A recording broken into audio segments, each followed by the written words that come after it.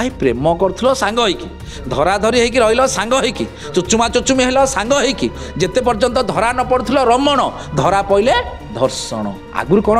आग सरकार समय थिला बेले पुरुष मान कौन सुप्त होइकी थिले यही गोटे सरकार जिते आसी बर्तमान मोहन सरकार लोकमान सरकार यही समय पुरुष मानकर मर्दांगी जागी उठी खाली कौटी रेप कर कौटी भिड़ी पकड़े क्या कौट टेकी गले क्या मेन प्रोब्लेम हूँ कौन कि आम इंडिया रे पुरुष को गोटे मनीषर मर्यादा दि जाऊनी सेटा हूँ सबुठ बड़ कष्ट से काली निजे कहते जे मो माँ मोर नणद एमाने सबू डिस्टर्बांस डिवोर्स कारण सब जिनसर कारण पुरुषटू जो तार गर्लफ्रेंड तार सर्वस्व शेष कर दूसरी बर्बाद करुच्ची से ही समय को पुलिस ता कथा शुणुची बर्तमान जदि आप कहे यहाँ हूँ गोटे घर घर की कहानी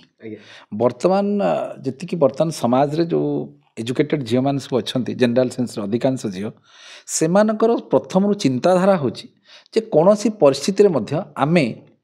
घरे परिवार लोक मान संगे रहबू ना सेटा हूँ सबुठ बड़ प्रोब्लेम जोटा आपड़ जब कहे मुझे गतकाली कही आज से प्रमाणित है जदि आप कहे तेणु से जोटा कहते आप जब देखिए स्टेटमेंट गुड़ाक से अति सुंदर भाव में प्रांजल भाव में से गोटे जिनस कहते मोर स्त्री ओनली वन इंटेंशन इज तार जो ये आर पचर रोचे केवल मो माँ ठू मत केमती अलग करेंगे और काली जदि से काली जब स्टेटमेंट आप देखी जो ये स्त्री लोकंर वाइफ देखिए no doubt she is a very educated lady और सबुठ बड़ कथा हूँ से काली निजे कहते मो माँ मोर नणद एमाने सबू डिस्टर्बांस डिवोर्स कारण सब जिनसर कारण वास्तव में जो आज मुझे काल जान नी बापा नहांती बोली आज जानी बापा नहांती एवं आपड़ थे भाविक आखि मुझी थे चिंता करूँ ओडावासी चिंतन करवा दरकार गोटे विधवा माटे ता पुओ को केते कष्ट से मनीष करा प्रथम जिनस ओएस अफसरटे कर जहाँ भी हो गोटे इंजीनियरटे हो जो गोटे डाक्तरटे हो गोटे जर्नालीस्ट हो जे गोटे विधवा माटे तो केते झाड़ झंझा समाज रे सही से ता पिला को मनीष करे सबुठ बड़ कथा एवं द्वितीय जिनस है भौणी से कहते बाहर ना माने बिफोर मैरेज सी जाकि दिल्ली में रोच गोटे दिल्ली में रोकवा जन नणदटे सी आगे कौन हईराण भी कर सबुठ बड़ कथा एवं तृतीय जिनस हूँ जदि आप देखिए गोटे छुआटे जो जन्म हो समस्ते भावी दियंती जे केवल माँ केवल स्नेह थाए छुआ प्रति आपन को मु क्लियर कर रखे जिते बड़े छुआटे जन्म हुए माँ प्रति समस्त ओब्लिगेशन थाए समस्त स्नेह थाए किंतु बापार स्नेहटा जना पड़े ना से लुचिकी कोटी ना कोटी थाए बापा आपण थे चिंता करूँ ये कहते लोक मैंने कहते ना नाई स्त्री को भल पाइबेनि केमतिया किए मना करना स्त्री को भल पाइबा को कहीं मना करना आपड़ जो से जो आज स्टेटमेंटा दौले थे से लोकर इमोशनटा को देखूँ से लोक दिन सारा परिश्रम ऑफिस रे जो माने जो मनकर गोटे वॉइस ऑफिसर से केते माने माने टेंशन ऑफिस रे बसुव हजार प्रकार काम हजार प्रकार टेंशन सरकार चेंज होती दुनिया टेंशन ता भीतर जिते से घर को जाऊँगी अच्छा गोटे लोक जो घर को जाऊँगी जेकोसी लोक आपण माने जो माने आपण मानकर टीवी को देखुथिबे से माने भी चिंता करा दरकार जेकोसी गोटे पुरुष हो किंबा महिलाटी हो जितेबाला से दिन सारा खटी खटी आपण माने मध्य खटी खटी जो घर को जाउछंती माँ पाखे टिके बसी पड़े दिन जाकर जो कष्ट सेटा कोठी ना कोठी लाघव हो जाए जोटा आम पुराणा कथा भी अच्छी जे माँ पणत कानी तले दुनियार सबू शांति से भितर अच्छी किंतु जो मैंने पुराणा लोक मैंने कही था स्त्री पणत कानी कहीं कहला माँ पणत कानी माँ पाखे बसीगले कौन असुविधा हो टे स्त्रीटा को जब कोअपरेट न कर से जाना कथा आज जमी तुम गोटे पुअटे जन्म हो लोक कहते गोटे माँ दुई थर जन्म माने हुए गोटे थर जन्म से माँ पेटू हुए कष्ट पाए और जो गोटे छुआटे तार जन्म हुए से मरी मरी बंचे आपड़ जो गोटे छुआटे आज जन्म कर पुअटे हो कि झीटे गोटे छुआटे जन्म करते कष्ट गोटे गोटे छुआटे जन्म करवा केते कष्ट आपण भी थे फिल कर अल्प दिन पर गोटे छुआ को मनीष करवा ताठू आउरी कष्ट जो जो पिलाटे पुअटे जन्म होती जो पुअटा तार माँ निश्चित भाव में से माँ प्रति तार वीकनेस निश्चित भाव में तार भौणी प्रति वीकनेस आपण आपण जो ओएस अफसर जो उक्त युवक को केते दिन है जानी बाहागर है 2024 मसीह ता परठू आपण जानिले आपणकर सी हजबैंड हेले कि आपण स्त्री हेले ता माँ पर तार जन्मरू पूर्वर आहरी वर्षे पूर्व जानी जो छुआ जी बयस से ओएस अफसर को जी बयस ताठारु आउरी गोटे वर्ष पूर्वर ता माँ को से जानी ता माँ अच्छी जो लोक धीरे ता माँ रक्त बोझ तेणु जो झील मैंने बर्तमान चिंता करुँचे आमे केमिति कौन से परिस्थिति केवल स्वामी को नहीं अलग हो रही असंभव कथा आज्ञा गछटा जे लगे ଗଛଟି ଯେ ଲଗେଇଛି ତାର ଫଳ ନୁହେଁ, ଗଛ ଯିଏ ମାନେ ଆପଣମାନେ ତା ଗଛ ମୂଳେ ଆସିକି ବସି ପଡ଼ିଲେ ଆପଣ ଏବେ ଭାବୁଛନ୍ତି କ'ଣ ନା ମୁଁ ଗଛର ସବୁଯାକ ଫଳ ଖାଇବି। ଏଇଟା କ'ଣ ସମ୍ଭବ କଥା? ସବୁବେଳେ ଭାବନ୍ତୁ। ତେଣୁ ଓଡ଼ିଶାବାସୀ ମଧ୍ୟ ଚିନ୍ତା କରିବା ଦରକାର। କାଲି ସକାଳେ ଯେତେବେଳେ ତାଙ୍କର ଆପଣ ଗୋଟେ ଛୋଟ କଥା ଚିନ୍ତା କଲେ, ମନେକର ମୋ ଘରେ ଡିଷ୍ଟର୍ବାନ୍ସ ହେବ, ମୁଁ ତାକୁ ଚେଷ୍ଟା କରିବି ଯେ କେମିତି ସଲ୍ଟେଇ ଦେବା ପାଇଁ ନା ମିଡ଼ିଆ ଆଗରେ ଆସିକି ବଦନାମ କରିବା ପାଇଁ କାହାକୁ।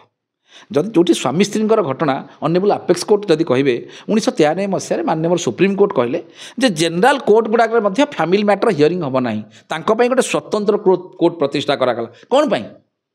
ଆପଣମାନେ ଏବେ ଦେଖୁଥିଲେ, ମୁଁ ହାଇକୋର୍ଟର ଯେଉଁ ହିୟରିଂ କରୁଥିଲି କ୍ୟାମେରାରେ, ଆପଣମାନେ ଦେଖିଲେ କ'ଣ ଫ୍ୟାମିଲି ମ୍ୟାଟର ଗୁଡ଼ାକ ଯେତେ ଚେଷ୍ଟା କରିବା ଦରକାର କ୍ୟାମେରାର ପଛରେ ରହିକି ତାକୁ ସଲ୍ଟେଇବା ଦରକାର। ଫ୍ୟାମିଲି ମ୍ୟାଟର କେଉଁଠି ଆପଣମାନେ ଯେତେବେଳେ ବାସନ ଥୁଆରୁ ବାସନଟେ ବାହାର କରୁଛନ୍ତି ଖଡ଼ଖଡ଼ ହେଉଛି ନା ନାହିଁ? ଆପଣମାନେ ଗୋଟେ ଅଫିସରେ ଚାକିରି କରୁଛନ୍ତି, ଆପଣ ସାଙ୍ଗ ହେଇକି ଯୋଡ଼ାଯୋଡ଼ି ହେଇକି ବସାବସିକି ଯାଉଛନ୍ତି, କେଉଁଠି ଆଜି ଏଇଠି ଅମୁକ ଜାଗାରେ ଅଛି ପ୍ରୋଗ୍ରାମ ସମୁକ ଜାଗାରେ, ଆପଣ ଭିତରେ ମିସ୍ଅଣ୍ଡରଷ୍ଟାଣ୍ଡିଂ ହେଉନି? ଆଉ ସ୍ୱାମୀ ସ୍ତ୍ରୀ ଯୋଡ଼େ ଗୋଟେ ଛାତ ତଳେ ରହିବେ, ତାଙ୍କ ଭିତରେ ମିସ୍ଅଣ୍ଡରଷ୍ଟାଣ୍ଡିଂ ହେବନି? ମିସ୍ଅଣ୍ଡରଷ୍ଟାଣ୍ଡିଂ ହେବ, ପୁଣି ସମାଧାନ ହେବ। ଆପଣ ଯେଉଁ ଭାବୁଛନ୍ତି ଯେଉଁ ଝିଅମାନେ ଯେ ଆମେ କୌଣସି ପରିସ୍ଥିତିରେ ମଧ୍ୟ ତାର ବାପା ମା ସାଙ୍ଗେ ରହିବୁନି, ଏଇଟା ବଡ଼ ଦୁଃଖର କଥା। ଏଇଟାକୁ ହିଁ ବନ୍ଦ କରିବା ଦରକାର। ପ୍ରଥମେ ମହିଳା ଅଭିଯୋଗ ଆଣିଲେ, ତାପରେ 2 ଦିନ ଯାଏ ମିଡ଼ିଆ ପୁରୁଷଙ୍କୁ ବଦନାମ କଲା। ଆଜି ପୁରୁଷ ଯେତେବେଳେ ତାଙ୍କ ଦୁଃଖ ଭରା କାହାଣୀ କହିଲେ, ପୁରୁଷ ଏବେ ମହିଳାଙ୍କୁ ଆକ୍ୟୁଜ କଲାଣି, ଏମିତି ହେଲାଣି। ଏଠି ଯେଉଁ ପୁଅର ଇମେଜଟା ଗଲା ପୁରା, କିଏ ପୁଅର ଶୁଣନ୍ତୁ, ମେନ୍ ପ୍ରୋବ୍ଲେମ୍ ହେଉଛି କ'ଣ କି ଆମେ ଇଣ୍ଡିଆରେ ପୁରୁଷଙ୍କୁ ଗୋଟେ ମଣିଷର ମର୍ଯ୍ୟାଦା ଦିଆଯାଉନାହିଁ। ସେଇଟା ହେଉଛି ସବୁଠୁ ବଡ଼ କଷ୍ଟ। ଆପଣମାନେ ଦେଖନ୍ତୁ, ଯେତେବେଳେ ଗୋଟେ ଝିଅ ନାଁରେ ଗୋଟେ ଆଲିଗେସନ୍ ହେଉଛି, ଆପଣଙ୍କର ଗଣମାଧ୍ୟମ କ'ଣ କରୁଛି? ତା ମୁହଁଟାକୁ ହେଜି କରୁଛି, ତାକୁ ଛଦ୍ମନାମ ବୋଲି କହୁଛି, ହଁ କି ନାହିଁ? କିନ୍ତୁ ଯେତେବେଳେ ଗୋଟେ ପୁରୁଷ ନାଁରେ ଓନ୍ଲି ଆଲିଗେସନ୍ ହେଉଛି, ଆପଣମାନେ କ'ଣ କରୁଛନ୍ତି? ତାର ଫଟୋକୁ କେଉଁ ସୋସିଆଲ ମିଡ଼ିଆରୁ ବାହାର କରି ଖୋଜି ତାର ଫଟୋରେ ଏମିତି ଗୋଲ ବୁଲେଇକି ବାହାର କରୁଛନ୍ତି, ହଁ କି ନାହିଁ? ହଁ କି ନାହିଁ? କିନ୍ତୁ ଏଠି ପୁରୁଷଙ୍କୁ ମଣିଷର ମର୍ଯ୍ୟାଦା ଦିଆଗଲା ନାହିଁ। ସେକେଣ୍ଡ ଜିନିଷକୁ ଆସନ୍ତୁ, ଯଦିଓ ଆର୍ଟିକଲ 14 କହୁଛି main and women R equal right before the law, constitution କହୁଛି, ଏତେ ବଡ଼ ବଡ଼ ବହି ଅଛି, କନଷ୍ଟିଚ୍ୟୁସନ୍ କହୁଛି। କିନ୍ତୁ ଯଦି ବାସ୍ତବ କ୍ଷେତ୍ରରେ ଆପଣ ଦେଖିବେ, ଆପଣ ଥରେ ଆଖି ମୁଜିକି ଭାବନ୍ତୁ, ପୁରୁଷ ଏବଂ ମହିଳାଙ୍କୁ ବାସ୍ତବରେ ସମାନ ଅଧିକାର ଦିଆଯାଇଛି କି? ଭାବନ୍ତୁ,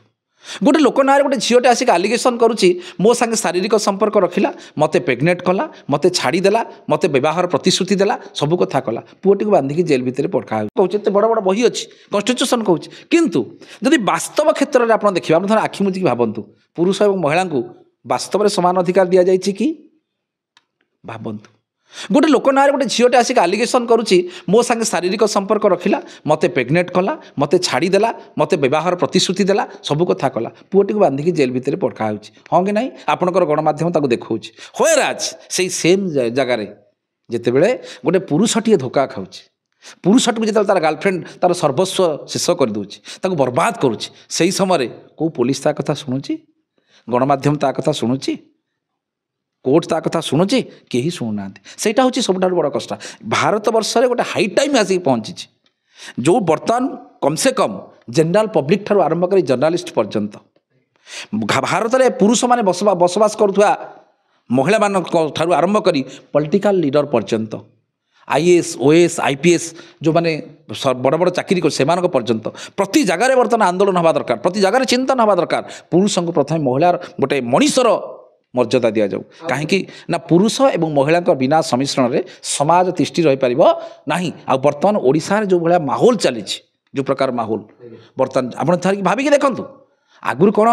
ଆଗ ସରକାର ସମୟ ଥିଲାବେଳେ ପୁରୁଷମାନେ କ'ଣ ସୁପ୍ତ ହୋଇକି ଥିଲେ? ଏଇ ଗୋଟିଏ ସରକାର ଯେତେବେଳେ ଆସିଛି ବର୍ତ୍ତମାନ ମୋହନ ସରକାର, ଲୋକମାନଙ୍କ ସରକାର, ଏହି ସମୟରେ ପୁରୁଷମାନଙ୍କର ମର୍ଦ୍ଦାଙ୍ଗୀ ଜାଗି ଉଠିଛି। ଖାଲି କେଉଁଠି ରେପ୍ କରୁଛନ୍ତି, କେଉଁଠି ଭିଡ଼ି ପକାଇଲେଣି କାହାକୁ, କେଉଁଠି ଟେକି ନେଇଗଲେଣି କାହାକୁ। କେତେ ଦୂର ସତ୍ୟତା ରହିଛି? ଏଇ ଯେଉଁ ଘଟଣା ଗୁଡ଼ିକ ଘଟୁଛି, ଏଇ ଯେଉଁ ଗଣମାଧ୍ୟମକୁ ବ୍ୟବହାର କରାଯାଉଛି, ଏହା କୌଣସି ପ୍ରକାର ବିରୋଧୀ ଦଳର ଚାଲ ନୁହେଁ ତ ଏ ସରକାରକୁ ବଦନାମ କରିବା ପାଇଁ? ସେଇଟା ସବୁଠାରୁ ଗୋଟେ ବଡ଼ କ୍ୱେଶ୍ଚିନ୍। ସାର୍, ଆଉ ଗୋଟେ କଥା ସାର୍ଥକ ସୌରଭ ଯେଉଁ OAS ଅଫିସର କହୁଥିଲେ କି ତାଙ୍କ ନାଁରେ ଏକ୍ସଟ୍ରା ମ୍ୟାରିଟାଲ ଆଫେୟାର୍ସର କଥା ଆଣୁଥିଲେ। ସେ କହୁଥିଲେ କି ମୁଁ ଯଦି ଗୋଟିଏ ଭଲ ପାଇକି ଗୋଟିଏ ମ୍ୟାରେଜରେ ଏତେ କଷ୍ଟ ପାଇନି, ଏକ୍ସଟ୍ରା ମ୍ୟାରିଟାଲ କଥା କେହି ଆସିବ। ଏକ୍ସଟ୍ରା ମ୍ୟାରିଟାଲ ଆଫେୟାର କରିବା ଏଇଟା ଗୋଟେ ଝିଅମାନଙ୍କର ବାହାନା ହେଇଗଲାଣି କି? ମୋତେ ଯଦି ତା ସହିତ ସାଟିସ୍ଫାଇ ମୁଁ ହୁଏନି, ମୁଁ ଏକ୍ସଟ୍ରା ମ୍ୟାରିଟାଲ ଆଫେୟାର। ଖାଲି ଝିଅମାନଙ୍କର ନୁହେଁ, ବର୍ତ୍ତମାନ ସମାଜରେ ଯଦି ଆପଣ କହିବେ ଗୋଟେ ଲୋକକୁ ଯେତେବେଳେ ବଦନାମ କରିବା ପାଇଁ, ଏଇଟା ହେଉଛି ସବୁଠାରୁ ବେଷ୍ଟ ୱେ। ତା ନାଁରେ ଗୋଟେ ଝିଅର ନାଁଟା ଯୋଡ଼ି ଦିଅ, ବାସ୍ ହେଇଗଲା ଖେଳ, ଆଉ କିଛି ଅସୁବିଧା ନାହିଁ। ଏଇ ଆପଣମାନଙ୍କ ଶୁଣନ୍ତୁ, ଗୋଟେ ବଢ଼ିଆ କଥା ମୁଁ କହୁଛି, ଆପଣମାନଙ୍କ ସାଙ୍ଗରେ ଆପଣମାନେ ବୁଲୁଛନ୍ତି ବର୍ତ୍ତମାନ, ନ୍ୟୁଜ୍ କରୁଛନ୍ତି ଅନେକ ଜାଗାରେ ଅନ୍ୟକୁ କଷ୍ଟ ଦେଲା ଭଳିଆ ମଧ୍ୟ ନ୍ୟୁଜ୍ କରୁଛନ୍ତି କାହାର ଯଦି କିଏ ଗୋଟେ କରପ୍ସନ୍ କରୁଛି ଆପଣ ଯେତେବେଳେ ଦେଖାଉଛନ୍ତି କେଉଁଠି ଗୋଟେ ଭିଜିଲାନ୍ସ ରେଡ୍ କରୁଛି ଆପଣମାନେ ଏକ୍ଜାଗରେଟ୍ କରି ଦେଖାଉଛନ୍ତି ହଁ କି ନାହିଁ କେଉଁଠି ଗୋଟେ କରପ୍ସନ୍ କିଏ ଦେଖାଉଛନ୍ତି ସେଇ ଲୋକଟା ଟାର୍ଗେଟ୍ କରିବ ଯେ ଆପଣଙ୍କୁ କେମିତି ଫସିବା ପାଇଁ ତାର କିଛି ବ୍ୟସ୍ତ ହେବା ଦରକାର ନାହିଁ ଟଙ୍କା 50-60 ହଜାର ଟଙ୍କା ଦେଇ ଗୋଟେ ଝିଅକୁ ସେଟିଂ କରାହେବ ସେ ଖାଲି ଆପଣଙ୍କ ନାଁରେ ଆସି ଗୋଟେ କମ୍ପ୍ଲେନ୍ଟେ ଫାଇଲ୍ କରିବ ଯେ ମୋତେ ଆଜ୍ଞା ପ୍ରତିଶ୍ରୁତି ଦେଲେ ମୋ ସାଙ୍ଗେ ଶାରୀରିକ ସମ୍ପର୍କ ରଖିଲେ ମୋତେ କହିଲେ ମୁଁ ଗଣମାଧ୍ୟମରେ ତୁମକୁ ସୁଯୋଗଟା ଦେଇଦେବି ଆପଣ ବନ୍ଧା ହେଇକି ଭିତରକୁ ପଶିବେ ସାଙ୍ଗେ ସାଙ୍ଗେ ଆପଣଙ୍କ ସାଙ୍ଗମାନେ ଯେଉଁମାନେ ସବୁ ଆପଣ ସାଙ୍ଗେ ଯେଉଁଠି ବସୁଛନ୍ତି ଯେଉଁ ଖଟିରେ ସେଇମାନେ କହିବେ ହଁ ତାର ଟିକେ ଦୋଷ ଥିଲା ତାର ଟିକେ ଦୋଷ ଥିଲା ଘଣ୍ଟା ଘଣ୍ଟା ଗପୁଥିଲା ଏ ହେଉଛି ଏମାନଙ୍କର ମାନସିକତା ଏମାନେ କେହି ଜଣେ କହୁନାହାନ୍ତି ଯେ ଏଟାକୁ ପ୍ରପର ଇନକ୍ୱାରି କରାଯାଉ ପ୍ରକୃତରେ ଘଟଣାଟା କ'ଣ ଯଦି ସେ ଦୋଷୀ ସେ ଦଣ୍ଡ ପାଇବ ତା ମାନେ ନୁହେଁ ମୁଁ ପୁରୁଷମାନଙ୍କ ରାଇଟ୍ସ ପାଇଁ ଲଢ଼େଇ କରୁଛି ତା ମାନେ ନୁହେଁ ଯେ ମୁଁ କହୁଛି ପୁରୁଷ ଜଣେ ରେପ୍ କରିକି ନିର୍ଦ୍ଦୋଷ ହେଇଯାଉ ମୁଁ କହିବା କଥା ଯାହା କନଷ୍ଟିଚ୍ୟୁସନ୍ କହୁଛି ଲକ୍ଷେ ଦୋଷୀ ପ୍ରମାଣ ଅଭାବରୁ ଖସି ଯାଆନ୍ତୁ ଗୋଟେ ନିର୍ଦ୍ଦୋଷ ଲୋକ ଦଣ୍ଡ ନ ପାଉ ହାଇ ପ୍ରେମ କରୁଥିଲ ସାଙ୍ଗ ହେଇକି ଧରାଧରି ହେଇକି ରହିଲ ସାଙ୍ଗ ହେଇକି ଚୁଚୁମା ଚୁଚୁମି ହେଲ ସାଙ୍ଗ ହେଇକି ଯେତେ ପର୍ଯ୍ୟନ୍ତ ଧରା ନ ପଡ଼ୁଥିଲ ରମଣ ଧରା ପଇଲେ ଧର୍ଷଣ ଏଗୁଡ଼ା କି କଥା ତାକୁ କ'ଣ ପୋଲିସ ଜାଣିପାରୁନି in the time of investigation honourable apex court ପରା କହିଲେ doctor Dhirubhai Muralidhar Sonar versus state of Maharashtra 2018 ମାନ୍ୟବର ସୁପ୍ରିମକୋର୍ଟ କହିଲେ ଆପଣ ଜଣେ ଯଦି ପ୍ରାପ୍ତବୟସ୍କ ଅର୍ଥାତ୍ 18ରୁ ଅଧିକା ଆପଣ ଯଦି ୱେଲ୍ ଏଜୁକେଟେଡ୍ ଅର୍ଥାତ୍ ୱେଲ୍ ଏଜୁକେଟେଡ୍ ଆମେ କାହାକୁ ଯିଏ ନାଁ ଦସ୍ତଖତ କରି ଆଇଲାଣି